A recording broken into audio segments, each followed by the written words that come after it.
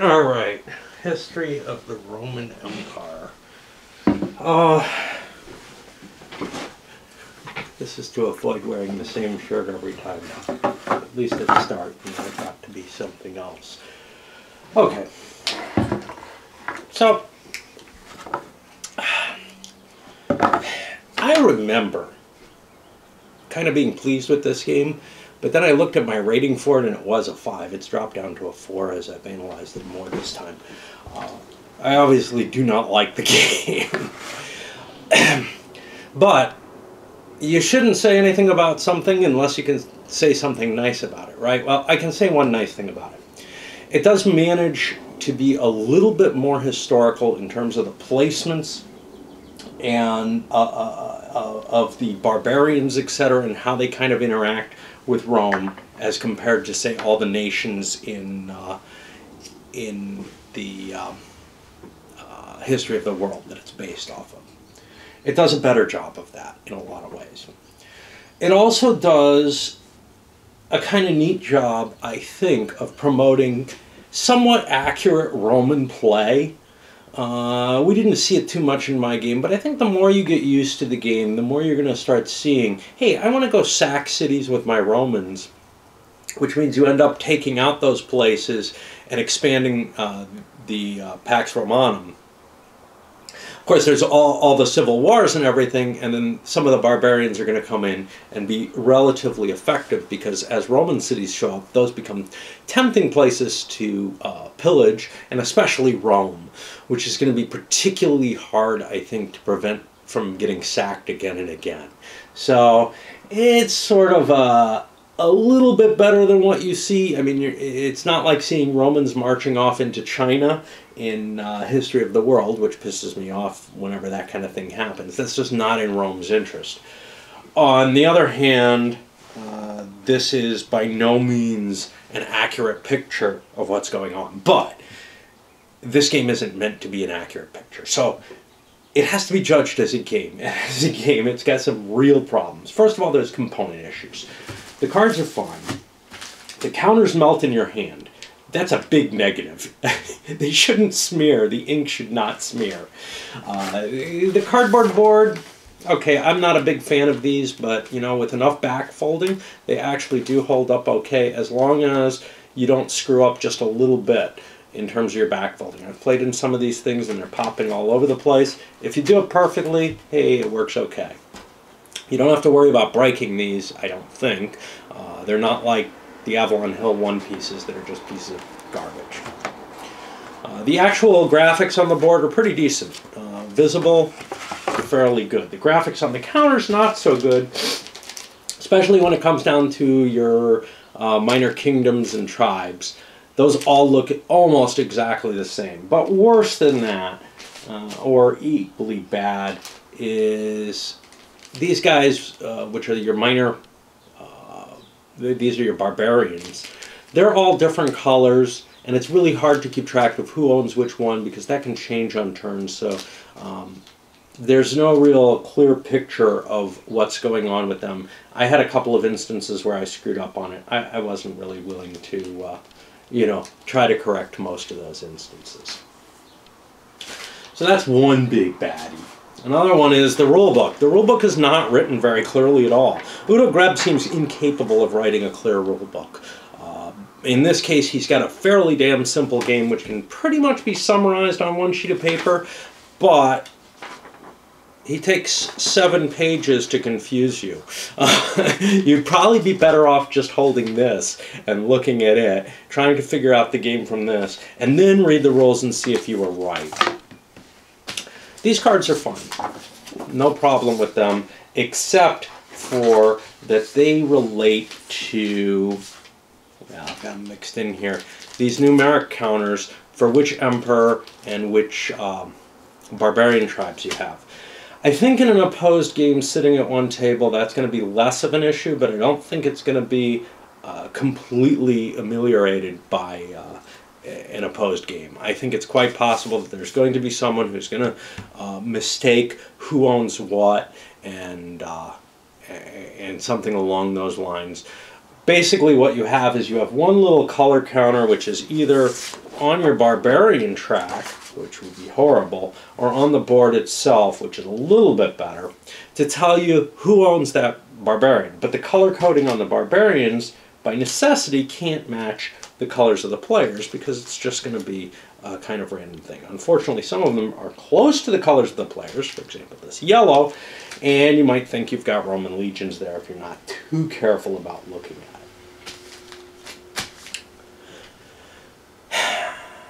Okay, let's go back to saying something nice. There's some really cool ideas here. So, the barbarians switching from player to player in a kind of similar to Geronimo type fashion, using that core history of the world selection routine where, well, in history of the world, it's the person with the least people least populace who I think gets first pick, although that may just be a tiebreaker. It's been a while since I've played that as well, even longer perhaps. But in this,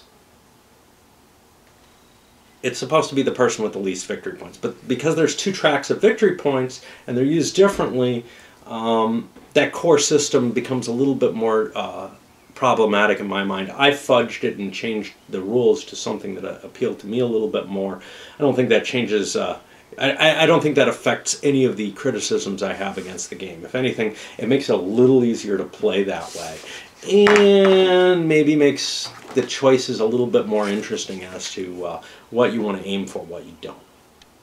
The only problem with that could come in is that you have more control over how many Roman victory points you have. And control over selection of the Romans at the end of the game is absolutely key. And this is my biggest complaint about it as a game. It's got a lot of kind of grumpy factors with dealing with the counters, dealing with, I don't know, a few other issues like how long it is, etc., perhaps for what it is. And I've always held that against History of the World as well. For what it is, it feels too long, although 7 ages is a much scarier length for not much added play enjoyment from my point of view, at least, although a lot more detail. 7 ages is kind of interesting. But what really goes wrong here is I think victory comes down almost exclusively to one thing.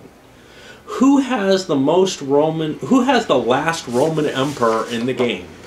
Whoever has that has such a powerful position to score points because of the way the endgame victory points are generated that it's just ludicrous. You're basically playing through this long game where, yeah, maybe if you fall far enough behind, you can't catch up, even if your Romans are doing, you know, even if you have that last Roman. But in general, I think most of the players are going to be close enough. What we saw was the last place person on turn 5 able to make it up to a close second, and if he hadn't had a few pieces stuck in some stupid places where he couldn't withdraw them and reuse them, and he could have fixed that by paying victory points for forts, by the way. But so it was his own fault. But basically, if he hadn't been in that position, he would have won the game. As it was, he came within 5 points, which is pretty damn close in this game. I think any player in my playing who had gotten the last emperor could have won the game off that position alone. So I would guess that most games are going to be close enough. I think that's probably at least a 20-point swing. And that's a fairly large distance in this game. It may be more than that. The reason for that, well, it depends on how badly Rome is wrecked at the end of the game. If Rome is totally destroyed and there are no Roman legions left at the end, and I think that's unlikely because the Romans are capable of coming back and doing well, and players are going to tend to hoard their good cards for the Romans till the end of the game when it's most important to score the points. Points scored early in the game, just put a big target on your back.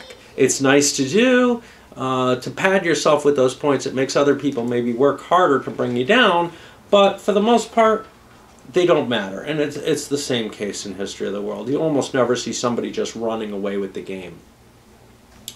So yeah, the combination of really, really terrible components, not much historical accuracy. You know, I might put up with a pretty bad game. I do put up with some pretty bad games as long as they give me some real insight into the history. But in this case, this is a game. That is all it is. It's a game with some historical flavoring, a little bit better on that side than History of the World is, but overall, this is just a far inferior game to History of the World as a game. Now, I'm no big fan of History of the World, especially the more modern edition that I have, the more modern Avalon Hill edition with the plastic pieces. But sometimes I kind of enjoy it for a little bit of comfort gaming. This, with its kind of annoyances from the components being hard to distinguish and hard to determine who owns what, loses a lot of that comfort flavor and doesn't really replace it with anything that's good enough. There's a reason this has sat in the bargain bin for as long as it has. It's still there, I checked. It's like $10, you know. It's a failed game. It's not, you know, I'm not going to say, hey, it's broken. There's a playable game that, you know, works.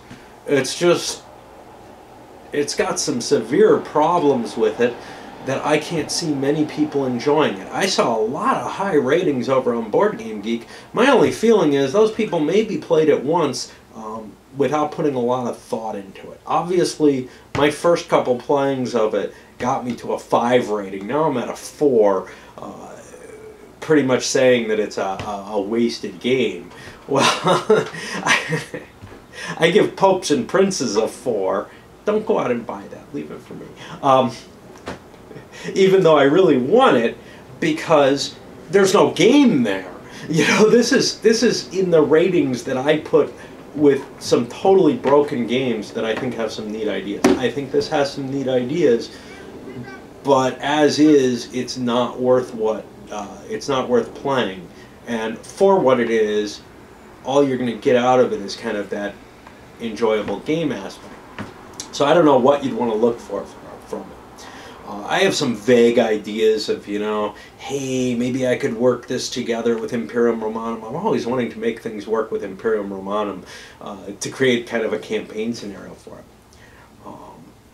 Anyway, there are some neat aspects to it. The Roman emperors, they're kind of cool with this power that's available. Rather than giving you a bunch of troops like History of the World does, they give you different abilities and different time sequencings, and those two things are kind of important. If it weren't for that endgame wash of victory points, it might be a pretty decent game given that you use the right components. How do you fix those endgame victory points? Well, you could make them a lot less, but you'd have to kind of work at that. You know, you'd have to kind of tinker with that to find that even level. And frankly, I don't think it's worth that kind of effort for a game of this nature. Some people might think so. And if you do, for $10, just put some, well, I said lacquer, or spray some matte finish or something, or even a gloss on the counters so that they don't smear. It's like the old Titan counters before Avalon Hill had it, where they just kind of melt in your hand. And that's quite disturbing. I don't mind too much for something that I probably paid $5 for, because I think I got it at the GMT sale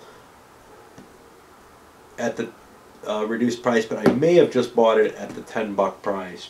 Either way, it's not a big deal in terms of losing a valuable game's components. They're pretty iffy anyway. I would almost consider making some component additions if you were going to try to work something nice out of it. I was considering some sort of thing that'll hold the different tribes and barbarians and kingdoms, little, I don't know, little square things you could settle them in that would show who owns it at any given point, because that's really a key element to the game, and it's not at all obvious during play. It's very hard to pay attention to that aspect. I saw other people complaining about that. On the other hand, I see people, oh, beautiful game. Yeah, okay. It's an okay looking game. It's not beautiful. There's nothing that fantastic about it. It's pretty counters. What about for the year? I don't know what year this came out in. Maybe that's the issue. Nah, 2007. Everybody was making counters like that. GMT was making counters like that, but they didn't wear apart in your hand. I mean, the ink stayed on them, right? Anyway, very disappointing compared to some memories that I had of it that were probably false memories. This was a game I picked up when I first started getting back into gaming, and I didn't have my collection. I didn't have History of the World here, and I saw elements in this that I liked in comparison to History of the World. But once you actually start playing it, man, it becomes obvious. I wasn't playing on the camera, so I wasn't making as much thought about the game. I was probably just playing it for shits and giggles, which is, this is kind of the thing I'm losing when I do the camera. I don't get as much enjoyment out of the games when I'm videoing them as much. But on the other hand, when I'm just enjoying a game, I usually don't dissect it as much and notice the flaws quite as quickly. So this is sort of the magical place where I get some of my enjoyment out of playing. I get some of my enjoyment out of socializing with you guys by pretending that you're the camera or something. And at the same time, I actually get to analyze the games to some extent, maybe better than I would on a straight playthrough, at least with something that's comfort food like this. Alright, let's send it up.